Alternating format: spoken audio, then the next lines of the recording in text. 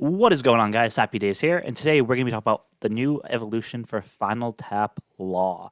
Apologies I didn't get to this guy yesterday. It came out pretty late in my time. By the time I had already got through the 40-minute video for my analysis of the New Year's Legends, I was just exhausted and didn't have a chance to cover this guy. So let's just hurry up and get into it, and we'll see how he is.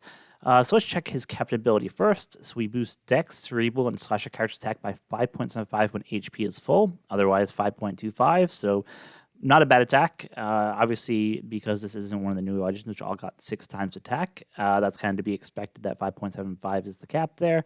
And it also boosts HP by 1.3, which is fine, and then makes crews strength and quick slots have matching slot effects.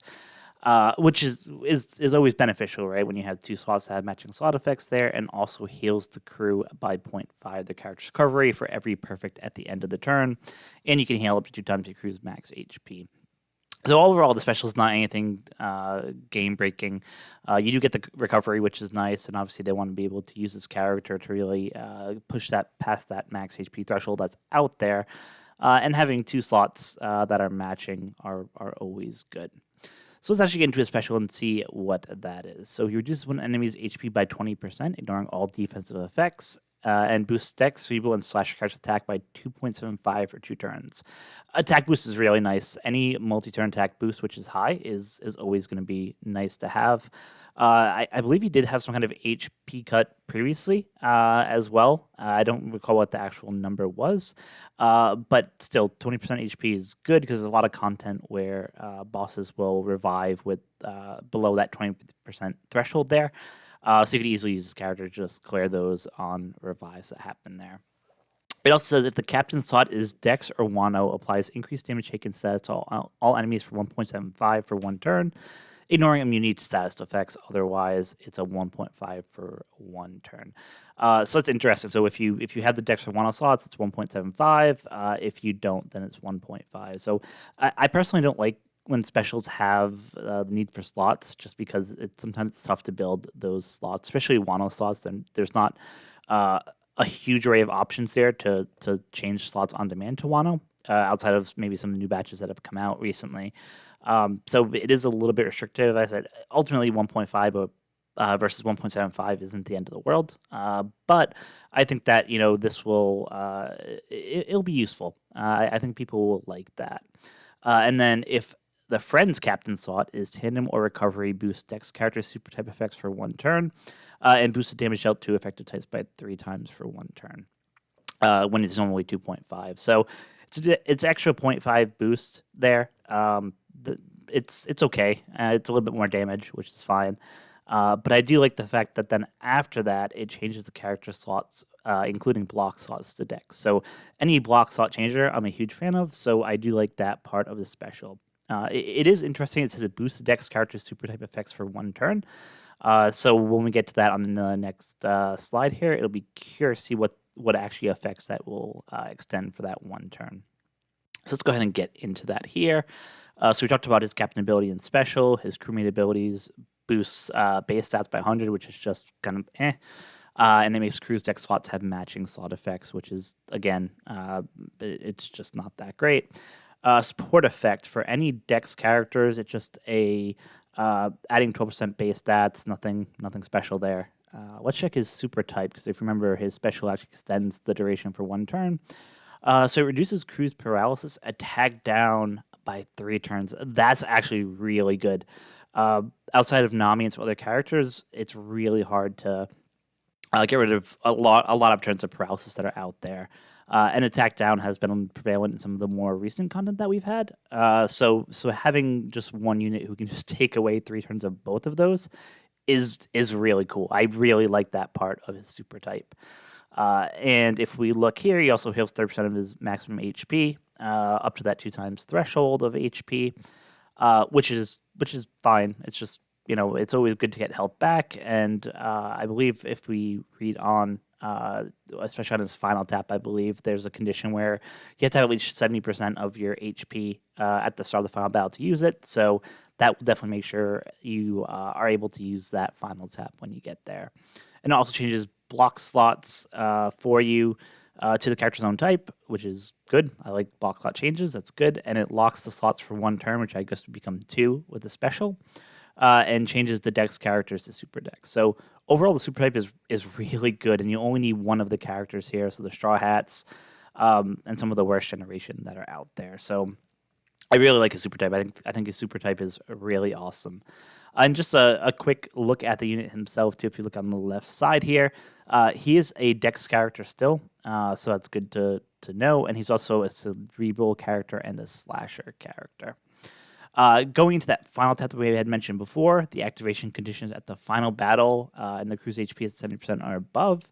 At level 5, it will do 20% of the enemy's damage on top of the final damage. So the downside to this is probably that, if it's the final tap, even though it sounds like a lot of damage at 20% of enemy's HP, I don't think it'll ultimately be that much, right? He's not a fantastic character. He won't be super boosted.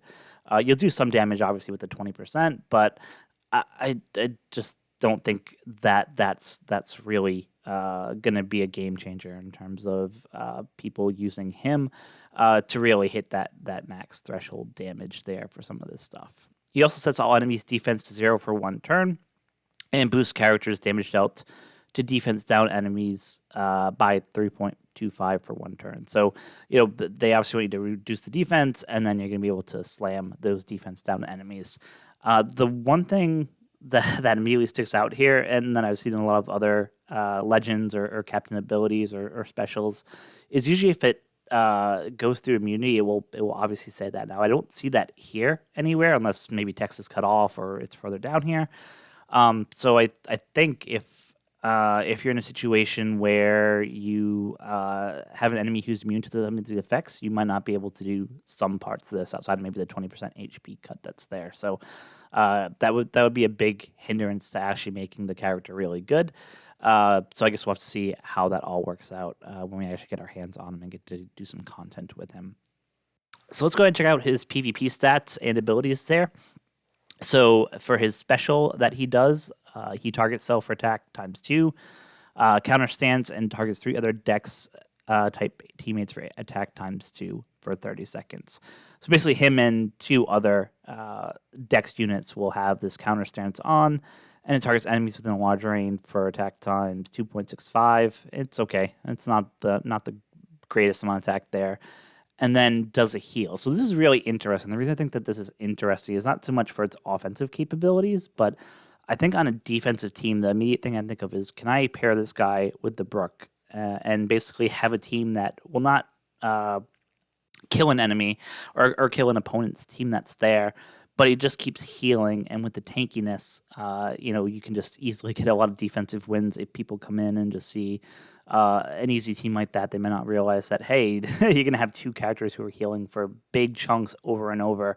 And if we get into some of his actual base stat rumble abilities, we'll see he actually does a lot of defense increase.